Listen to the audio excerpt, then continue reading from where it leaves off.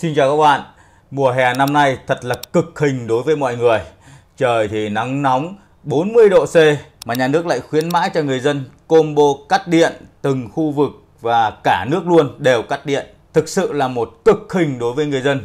Và cái giải pháp của người dân đó là chúng ta đi mua quạt tích điện về để giảm nóng. Tuy nhiên rất nhiều người mắc phải những cái sai lầm nghiêm trọng khi mà chúng ta mua cái quạt tích điện, dẫn đến là chúng ta tiền mất tật mang và chúng ta đang lãng phí tiền mua phải cái quạt tích điện không như mong muốn. Và hôm nay mình sẽ chỉ cho các bạn những cái sai lầm đấy để các bạn xem xong cái video này các bạn sẽ tránh được những cái sai lầm đấy và chúng ta sẽ mua được cho gia đình mình một chiếc quạt tích điện ưng ý phù hợp với túi tiền trong gia đình mình. Ok, chúng ta hãy cùng bắt đầu video. Cái sai lầm đầu tiên đó là mọi người không quan tâm tới cái mục đích sử dụng. Mục đích sử dụng của các bạn là gì? Mục đích sử dụng của các bạn là cho một người sử dụng, hai người hay là cho cả gia đình nhiều người. Nếu mà một người sử dụng thì các bạn có thể là mua những cái quạt nó nhỏ nhỏ như thế này thôi. Thì quạt nó càng nhỏ thì cái giá tiền nó càng ít và đồng thời cái thời lượng sử dụng của nó càng được lâu. Còn đối với quạt lớn như này thì tất nhiên là giá nó sẽ đắt hơn. Và để cái quạt lớn này sử dụng được lâu thì đồng nghĩa với việc là cái pin của nó phải lưu trữ nhiều hơn, dung lượng nó phải nhiều hơn, giá tiền nó sẽ đắt hơn. Nhưng nó sẽ đáp ứng được cho gia đình mình, được cho nhiều người. Và cũng có những cái loại quạt hộp, quạt bàn như thế này, hoặc cũng có những loại quạt đứng thì tùy theo cái gia đình mình, mục đích của mình sử dụng là trong cái việc gì thì chúng ta sẽ mua cái quạt nó phù hợp. Tránh trường hợp mà chúng ta mua về rồi nhưng nó không đúng mục đích. Cái sai lầm thứ hai đó là mọi người không quan tâm tới công suất quạt và cái thời lượng pin sử dụng. Cái công suất quạt là nó nói lên cái vấn đề đó là quạt nó mạnh hay yếu, cho ra nhiều gió hay là ít gió. Do đó nếu như nhà các bạn mà nó nóng bức quá hoặc là những người nào hơi thừa cân một chút thì chúng ta cần mua những quạt mà nó công suất lớn hơn một chút, ví dụ như là 30W hoặc là 40W chẳng hạn, thì nó cho ra cái lượng gió nó phải lớn một chút. Còn đối với những người bình thường thì chúng ta mua cái công suất quạt nó vừa phải thôi. Để làm sao? Bởi vì công suất quạt nó càng thấp thì cái tiêu thụ pin nó sẽ càng ít và thời gian sử dụng pin nó sẽ càng dài. Và thứ hai nó là cái thời gian sử dụng pin. Thì cái thời gian sử dụng pin là cái gì? Vì mỗi một cái quạt khi mà nhà sản xuất ra thì người ta đều công bố về cái thời gian sử dụng pin, đó là khi mà pin sạc đầy ấy thì thời gian sử dụng của nó là bao nhiêu giờ. Và các bạn lưu ý nhé, quạt thì nó cũng có nhiều loại, ví dụ như quạt này nó có số 1, số 2, số 3 chẳng hạn. Thì thông thường nhà sản xuất người ta hay công bố cái thời gian sử dụng là ở cái số thấp nhất. Ví dụ như quạt chạy 8 tiếng thì ý là người ta đang nói là số thấp nhất chạy được 8 tiếng. Nếu mà các bạn bật cái số to ấy thì có khi nó chỉ còn 5 đến 6 tiếng thôi. Nên là các bạn hỏi kỹ người bán hoặc xem kỹ các cái thông số của quạt để chúng ta lựa chọn cho nó phù hợp. Và thông thường thì chúng ta cần quạt phải tối thiểu 8 tiếng, ít nhất là qua một đêm để chúng ta có một cái giấc ngủ ngon lành. Cái sai lầm thứ ba đó là mọi người không quan tâm tới cái động cơ sử dụng trong quạt, nó là động cơ gì. Thì trên thị trường hiện tại nó có hai cái loại động cơ mà sử dụng cho quạt. Ví dụ như cái quạt này và cái quạt này. Đây là hai cái quạt này đang sử dụng cái loại động cơ có chổi than các bạn nhé. Động cơ có chổi than là cái động cơ như thế nào? Đây chính là cái động cơ có chổi than này các bạn này. Có nghĩa là ở bên trong của nó sẽ có một cái chổi than nó ép vào cái cổ góp và cái nó quay. Và cái nhược điểm của cái động cơ có chổi than đó là sau một thời gian thì cái chổi than nó mòn dần và tới khi nó mòn hết thì cái động cơ này nó sẽ không chạy nữa. Thì các bạn một là phải thay chổi than, hai là các bạn sẽ phải thay cả cái động cơ này. Do đó nếu mà các bạn sử dụng cái loại có chổi than như này thì cái tuổi thọ của động cơ nó khá ngắn luôn các bạn nhé. Và cái loại thứ hai mà trên thị trường sử dụng đó là động cơ không chổi than hay là động cơ BLCD. Có nghĩa là nó không có cái cổ góp, thì với cái động cơ không chổi than này thường nó sẽ êm hơn và cái tuổi thọ của nó sẽ lớn hơn. Do đó nếu như các bạn đã xác định mua một cái quạt mà sử dụng lâu dài thì mình khuyên các bạn nên chọn mua cái loại động cơ không chổi than các bạn nhé. Cái sai lầm thứ tư đó là mọi người thích chọn những cái quạt mà nó có nhiều option, tức là có nhiều tính năng thêm ấy.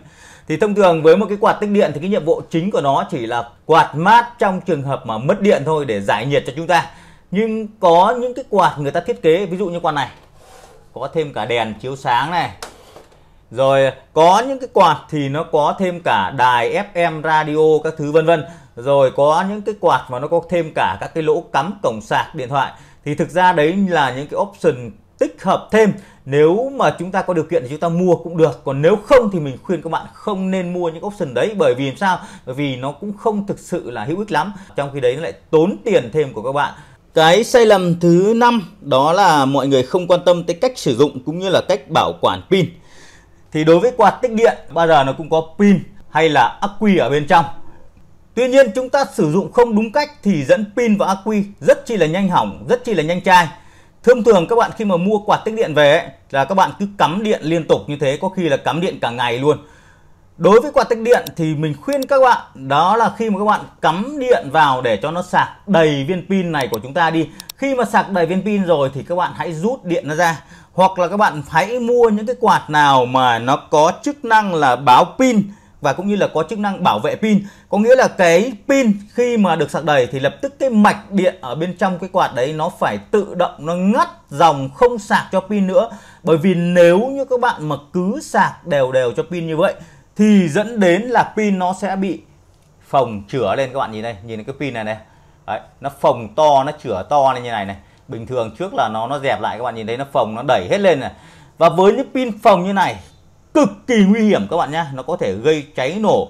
Và với những cái quạt tích điện này thì chúng ta cũng chỉ dùng trong vài tháng mùa hè, khoảng 2 đến 3 tháng mùa hè thôi. Mà có cái mùa hè cũng không phải là dùng liên tục được. Bởi vì sao? Bởi vì điện nó cũng đâu phải là mất liên tục trong 2 đến 3 tháng. Do đó nếu mà trong một thời gian dài các bạn không sử dụng đến cái pin của quạt thì các bạn hãy sạc viên pin đấy cho tới mức khoảng 80%. Sau đó các bạn rút điện ra, rút pin ra, rút ắc quy ra. Các bạn sẽ cất đi bảo quản ở nơi khô ráo. Và thỉnh thoảng khoảng 1-2 tháng các bạn lại lắp vào để các bạn sạc xả nó lại. Thì cái pin đấy nó sẽ được lưu trữ lâu dài hơn. Còn đối với thông thường ấy, mọi người không để ý là hết mùa hè rồi chúng ta vứt một xó và pin cứ mặc kệ đấy. Và khi mà mặc kệ đấy mà pin không được bảo quản đúng cách ấy, thì nó sẽ xuống cấp rất nhanh và có khi gây cháy nổ. Các bạn hết sức lưu ý vấn đề đấy cho mình nhé. Cái sai lầm thứ 6 đó là mọi người không quan tâm tới cái thương hiệu. Thì quạt trên thị trường bây giờ nó rất nhiều các cái thương hiệu, kể cả hàng trôi nổi nó cũng có, nhất là hàng Trung Quốc ấy, nó rộng thương hiệu nào cũng có. Do đó nếu mà các bạn mua quạt mà không quan tâm đến thương hiệu mà cứ thấy quạt nào rẻ thì thật sự là các bạn nhiều khi mua phải cục tức vào trong người. Bởi vì khi mà các bạn mua về ấy, nó ghi là chạy được 8 đến 10 tiếng nhưng mà khi mà các bạn test thử nó chỉ chạy được khoảng 2 đến 3 tiếng thôi. Bởi vì nó ghi rất ảo luôn. Cái pin ở bên trong nó cực kỳ kém, có khi các bạn chỉ chạy được một vài tháng thôi, có khi một mùa nóng thôi là cái pin đó nó hỏng, nó chết, các bạn vứt đi. Nên là các bạn hãy chọn những cái quạt mà nó có thương hiệu một chút. Mặc dù giá nó đắt một chút thôi nhưng mà cái chất lượng nó mang lại cho mình cực kỳ ok. Cái sai lầm thứ 7 đó là mọi người không quan tâm tới quạt sử dụng pin trong hay pin ngoài. Thì thông thường khi mà các bạn mua quạt tích điện thì bao giờ bên trong quạt nó cũng đã có cái pin hay là ắc quy ở bên trong rồi. Tuy nhiên cái yếu điểm của cái quạt tích điện như này thì là giá thành nó đắt, bởi vì nó đã bao gồm giá cả pin và ắc quy rồi. Trong khi đấy pin và ắc quy thì nó rất chi là nhanh hỏng, nhanh chai. Và thứ hai nữa là cái dung lượng của pin và ắc quy nó sẽ có một cái dung lượng nhất định, và khi mà nó chạy hết rồi mà vẫn chưa có điện thì chúng ta sẽ không dùng được nữa. Nhưng trên thị trường cũng bán thêm một cái loại đó là chạy pin ngoài hay ắc quy ngoài. Ví dụ như cái quạt như thế này này, các bạn nhìn thấy chưa? Nó rất chi là nhỏ gọn đơn giản. Có những quạt nó có thêm cả lồng các thứ, nhưng mà ít ra nó cũng rẻ hơn rất nhiều so với những cái quạt mà nó có tích hợp sẵn pin. Với những cái quạt này thì nó có rất nhiều ưu điểm. Các bạn có thể sử dụng ắc quy hay là những chiếc pin đồ chơi như này. Ví dụ đây là cái pin đồ chơi này. Các bạn cũng có thể sử dụng những cái pin này để chúng ta chạy quạt. Hoặc nếu như mà nhà các bạn có những cái viên pin mà sử dụng cho máy khoan điện như thế này, các bạn cũng có thể tận dụng để sử dụng được luôn, và các bạn không cần phải mua pin hay ắc quy ngoài. Bởi vì như mình đã nói rồi, pin và ắc quy ngoài nó cực kỳ nhanh hỏng. Bây giờ các bạn bỏ tiền ra các bạn mua một cái cục pin như này mấy trăm ngàn, sau đó các bạn dùng một mùa hè đến mùa hè năm sau nó giảm điện đi, nó rất chi là lãng phí. Nhưng mà nếu mà nhà chúng ta có những cái máy như này chúng ta tận dụng được luôn. Và đối với những cục pin máy khoan như này thì các bạn sẽ mua thêm một cái đế. Ở trên thị trường có bán cái đế như này. Đây, các bạn lắp nó vào thì lập tức là chúng ta đã có hai cái đầu ra. Tuy nhiên với những cái pin mà của máy khoan thông thường nó là 20V thì các bạn sẽ cần phải mua thêm một cái mạch để cho nó hạ áp xuống. Đây các bạn nhìn thấy đây nhá. Bây giờ mình sẽ cắm cái quạt này và các bạn thấy là nó đều lấy được bất kỳ. Đây là pin này, đây là ắc quy này. Các bạn thấy chưa? Nó rất chi là đa năng, các bạn có thể là sử dụng pin, máy khoan, ắc quy hay bất kỳ một cái nguồn điện nào.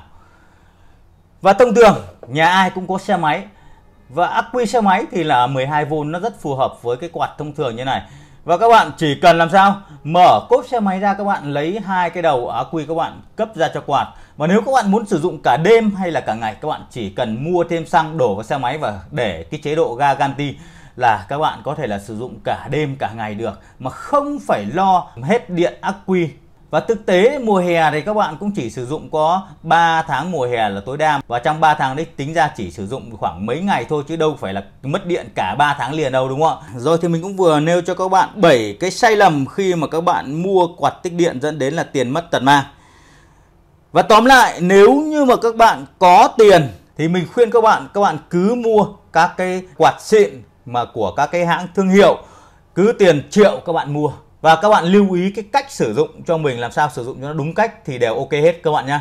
Còn nếu một trường hợp mà các bạn không có điều kiện, mà đa số dân của chúng ta không có điều kiện, thì các bạn nên mua những cái quạt mà sử dụng cái nguồn bên ngoài, nó vừa rẻ tiền mà chúng ta có thể sử dụng bất kỳ cái nguồn pin nào có trong gia đình của chúng ta, nó tiết kiệm hơn rất nhiều lần.